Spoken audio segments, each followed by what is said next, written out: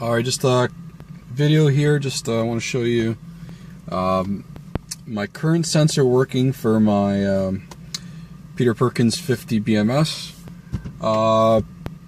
Basically, the only problem I'm seeing here is that it seems that it's been the BMS master is configured to only recognize 20 amp hour on the battery for 50SA1T3, whereas my pack is a 40 amp hour pack. So what seems to be happening is it's showing 0% state of charge right now, and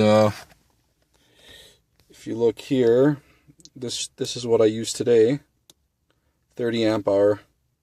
So I still got 10 amp hour to go roughly, and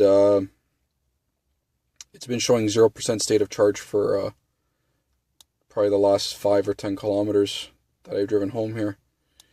So that's just the one thing I want to show. The other thing I just wanted to bring up is the current. So I'm going to just start up the car here for a second. Hold on.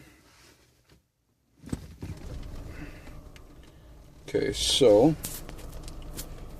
you'll see if I can focus the camera.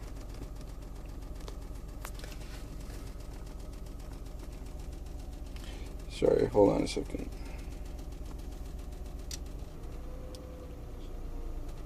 So you see those are pretty accurate. Pretty close, I'd say. But then you look at this guy. Now either I don't know if I'm reading this properly, but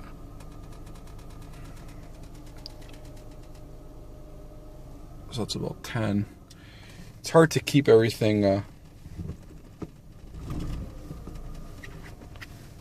it's hard to keep everything very steady. So I'll do it one more time. Basically what I'm just trying to get at is that the Peter Perkins current sensor that we're using there doesn't seem to be lining up with my IMA CNC and my OBD2 CNC. See, these are fairly accurate. But that guy, I don't know, man. Like, I'm still showing about 9.5 amps on my other gauges. Meanwhile, this one's showing 7, 8. And it becomes more noticeable with the higher current. Like if I'm running 95 amps on these gauges, that thing will be showing like 70, 80-ish. Like it's off. So I don't know what's going on there. And I noticed that I guess the sensor that I'm using, or that comes with the kit, is only rated for 100 amps, whereas my car will pull up to about 120 amps. So it peaks out at like 98 I've seen under, I guess you can say the R1 mode that's used by the IMA CNC. It'll peak out around 98 amps. So I guess the question is, Peter, do you need to update the software or the firmware that's on the BMS Master to recognize my 40 amp hour pack? And other than that, any ideas on why the current sensor is off? So I'll post this video. Slow progress. I mean, there's nothing else pretty much to add. I'm still getting that serial error that shows up here every so often. I mean, I've actually just disconnected the buzzer because it was driving me haywire.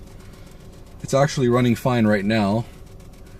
You would notice the screen's cut off here, but you would notice it flashing down there, and everything looks okay. So yeah, I'll post this. Hope to hear your input.